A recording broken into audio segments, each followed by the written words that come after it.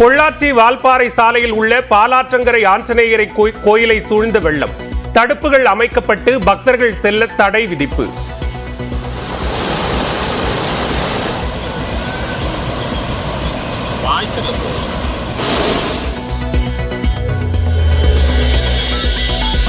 குற்றாலத்தில் நீர்வரத்து குறைவாக உள்ள போதும் அருவிகளில் குளிக்க 6வது நாளாக தொடரும் தடை. வெள்ளப்பெருக்கில் சிறுவன் உயிரிழந்த பின் அருவிகளில் சுற்றுலா பயணிகளை அனுமதிப்பது குறித்து முடிவெடுக்காத மாவட்ட நிர்வாகம்.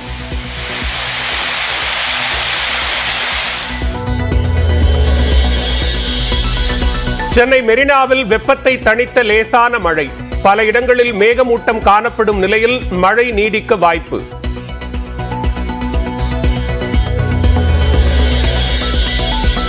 வங்கக்கடலில் உருவானது குறைந்த காற்றழுத்த தாழ்வு பகுதி. ஒடிசா நோக்கி நகர வாய்ப்புள்ளதால் தமிழ்நாட்டிற்கு பாதிப்பில்லை.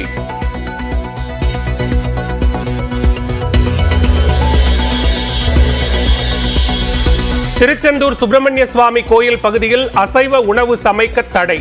வைகாசி விசாக விழா நடைபெறும் நிலையில் அறிவிப்பு.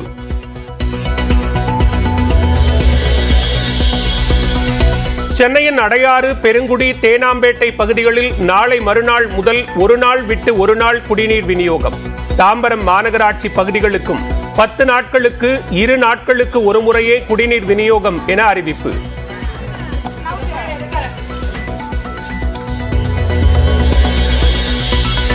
காவலர்கள் கட்டணமின்றி அரசு பேருந்தில் பயணிக்க அனுமதி இல்லை. நாகர்கோவிலில் டிக்கெட் எடுக்காமல் காவலர் ஒருவர் வாக்குவாதம் செய்த நிலையில் போக்குவரத்து துறை விளக்கம்.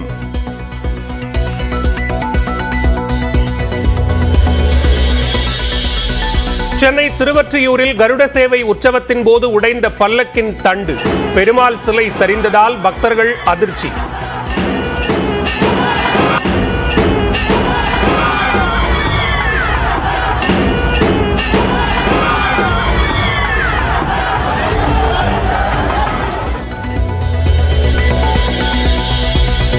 ஒடிசாவை ஒரு தமிழர் ஆளலாமா என்று மத்திய உள்துறை அமைச்சர் அமித்ஷா கேள்வி. ஜெகநாதர் கோயில் கருவூல அறை சாவி தொலைந்தது குறித்து நவீன் பட்நாயக் பேசாமல் VK பாண்டியன் பேசுவது ஏன் எனவும் கேள்வி.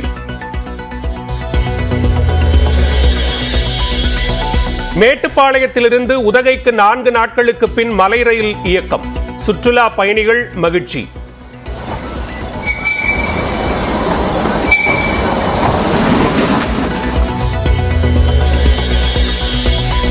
அம்பாசமுத்திரம் அருகே ஒரே நாளில் பிடிபட்ட 2 சிறுத்தைகள்.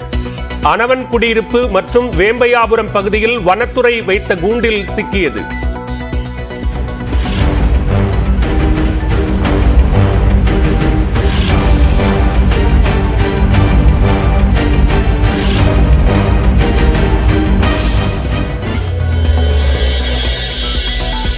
டெல்லி மெட்ரோ ரயில் நிலையத்தில் முதலமைச்சர் அரவிந்த் கெஜ்ரிவாலுக்கு கொலை மிரட்டல் விடுத்து கிறுக்கல். CCTV காட்சி அடிப்படையில் கைது செய்தது போலீஸ்.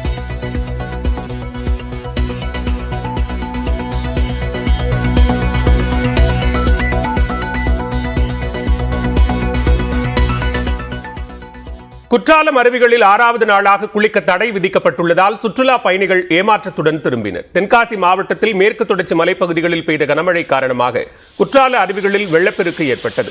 கடந்த 5 நாட்களுக்கு முன்பு பழைய குற்றால அருவியில் ஏற்பட்ட வெள்ளப்பெருக்கில் சிக்கி சிறுவன் உயிரிழந்த நிலையில் அன்றைய தினம் முதல் குற்றால அருவிகளில் குளிக்க தடை விதிக்கப்பட்டது. இந்நிலையில் 6வது நாளாக இன்றும் குற்றால அருவிகளில் குளிக்க தடை தொடர்கிறது. பேரருவியில் தண்ணீர் ஆர்ப்பரித்து கொட்டி வரும் நிலையில் குற்றாலத்திற்கு வரும் சுற்றுலா பயணிகள் அருவியில் ஆனந்த குளியலிட முடியாமல் ஏமாற்றத்துடன் திரும்பிச் செல்கின்றனர். இதனால் அருவிக்கரை வெறிச்சோடி காணப்படுகிறது. பிள்ளைங்களுக்கெல்லாம் லீவு, குளிக்கலான்ட்டு வந்தோம். ஆனால் தண்ணி கரெக்டான அளவு தான் விழுகுது. ஒரு 6 நாளாக தடை பண்ணி வச்சிருக்கிறாங்க. அதை கொஞ்சம் போலீஸ் எல்லாரும் கன்சிடர் பண்ணி கொஞ்சம் குளிக்கிறதுக்கு அலோவ் பண்ணாங்கன்னா நல்லாயிருக்கும். எல்லாரும் ஊட்டிக்கு வர்றாங்க. நாங்கள் ஊட்டியிலேருந்து குற்றாலம் வந்திருக்கிறோம். ஆனால் இங்கே வந்தால் குளிக்க விடல, தடை பண்ணிட்டாங்க. இது எங்களுக்கு ஒரு பெரிய ஏமாற்றமாக இருக்குது. மேற்கு வங்கக்கடல் பகுதியில் குறைந்த காற்றழுத்த தாழ்வு பகுதி உருவானதாக இந்திய வானிலை ஆய்வு மையம் தெரிவித்துள்ளது. இந்திய வானிலை ஆய்வு மையம் வெளியிட்ட செய்திக்குறிப்பில் தென்மேற்கு வங்கக்கடல் பகுதியின் மேல் நிலவிய வளிமண்டல கீழடுக்கு சுழற்சியால் அதனை ஒட்டிய மேற்கு மத்திய வங்கக்கடலில் குறைந்த காற்றழுத்த தாழ்வு பகுதி உருவானதாக கூறப்பட்டுள்ளது. இது நாளை மறுநாள் காலைக்குள் வடகிழக்கு நோக்கி நகர்ந்து மத்திய வங்கக்கடலில் காற்றழுத்த தாழ்வு மண்டலமாக வலுப்பெறும் என்று கணிக்கப்பட்டுள்ளது. மேலும் வடகிழக்கில் ஒடிசா, மேற்கு வங்கம் நோக்கி நகர்ந்து தீவிரமடையும் என்றும் வானிலை மையம் தெரிவித்துள்ளது. இந்நிலையில் தேனி, தென்காசி, திருநெல்வேலி மற்றும் கன்னியாகுமரி மாவட்டங்களில் ஓரிரு இடங்களில் இன்று கனமுதல் மிக கனமழைக்கு வாய்ப்புள்ளதாக வானிலை மையம் தெரிவித்துள்ளது.